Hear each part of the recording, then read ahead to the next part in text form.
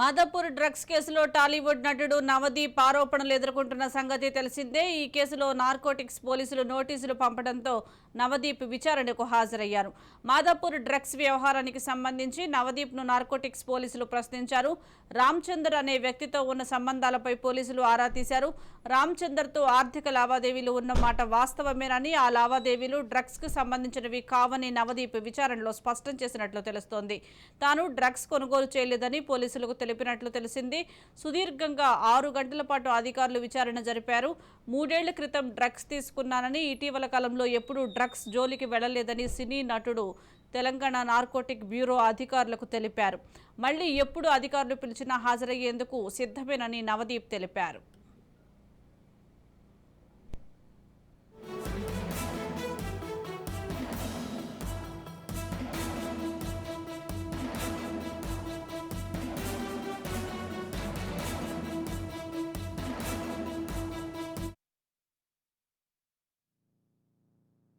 Telangana state narcotics bureau expected CP కళ్యాణం గారి హయాంలో, సునీతా రెడ్డి గారి హయాంలో ఒక అద్భుతమైన వెరీ సక్సెస్ఫుల్ టీమ్ని క్రియేట్ చేసి ఇండియాలో ఆల్ స్టేట్స్లో ర్యాంపెంట్గా ఉన్న ఈ నార్కోటిక్స్ అనే ప్రాబ్లమ్ని చాలా బ్యూటిఫుల్గా స్నాప్ సో చాలా సక్సెస్ఫుల్ టీమ్ని క్రియేట్ చేశారు.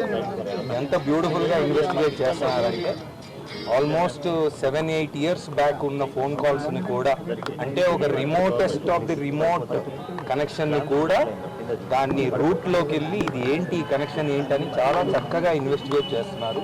అండ్ పాన్ ఇండియాలో అన్ని స్టేట్స్ కంటే మన టీఎస్ స్నాప్ సక్సెస్ రేషియో చాలా ఎక్కువ, ఎందుకంటే టీమ్ స్ట్రెంగ్త్ అటువంటిది.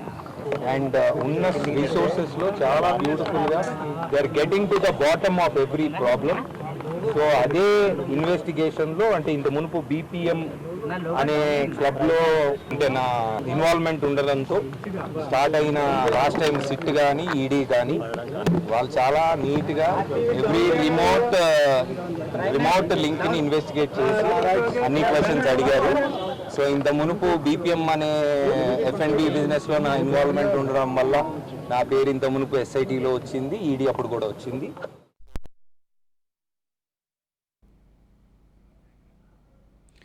నవదీప్ను నార్కోటిక్స్ పోలీసులు విచారించారు. దీనికి సంబంధించి పూర్తి సమాచారం మా ప్రతినిధి పవన్ అందిస్తారు. పవన్, నిన్న నార్కోటిక్స్ బ్యూరో ముందు 41A సిఆర్పిసి నోటీసుల నేపథ్యంలో Navdeep hero anti narcotics bureau ముందు కూడా హాజరయ్యారు. దాదాపు 6 గంటల పాటు ఈ యొక్క విచారణ కొనసాగింది. దాని తర్వాత విచారణ చూస్తే మాత్రము అతనికి సంబంధించిన సెల్ ఫోన్ కాల్ డేటా ఆధారంగానే విచారణ కొనసాగింది. అయితే రామచంద్ర సంబంధించిన విషయంలో తాను నవదీప్ కు డ్రగ్స్ అమ్మాను, దానికి సంబంధించి కూడా పూర్తిగా ఇటు యాంటీ నార్కోటిక్స్ సంబంధించి వారికి రామచంద్ర యొక్క విషయాన్ని కూడా చెప్పడంతో నవదీప్ కు సంబంధించిన విషయంలో విచారించారు. అసలు రామచంద్ర ఎప్పుడు పరిచయం అయ్యారు, దాని తర్వాత ఎంత పెద్ద మొత్తంలో డ్రగ్స్ కొనుగోలు చేశారు, డ్రగ్స్ ఏం చేశారు అనే దానిపైన కూడా పూర్తిగా నిన్న విచారణ కొనసాగింది. మరోసారి విచారణకు కూడా పిలుస్తామని చెప్పి ఇప్పటికే ఆదేశాలు కూడా జారీ చేశారు. ఎప్పటికి పిలిచినా అందుబాటులో ఉండాలి. దాని తర్వాత విచారణలో భాగంగా దీనికి సంబంధించి కావాల్సిన ఆ యొక్క డాక్యుమెంట్స్ తో పాటు కావాల్సిన సంబంధించిన సమాచారం అందించాలని చెప్పి కూడా ఇప్పటికే యాంటీ నార్కోటిక్స్ సంబంధించిన బ్యూరో నవదీప్ కూడా ఆదేశాలు జారీ చేసింది. నిన్న సెల్ ఫోన్ కూడా స్వాధీనం చేసుకున్నారు. మొత్తము 80 లింకులు ఉన్నాయని చెప్పి కూడా దీనికి సంబంధించి నిన్న యాంటీ నార్కోటిక్ బ్యూరో గుర్తించింది. కాబట్టి ఇందులో మరోసారి కూడా విచారిస్తే చాలా మంది పేర్లు కూడా వెలుగులోకి వచ్చే అవకాశం కూడా ఉంటుందని చెప్పి కూడా ఇప్పటికే యాంటీ నార్కోటిక్ బ్యూరో పోలీసులు కూడా భావిస్తున్నారు. Right, thank you Pawan.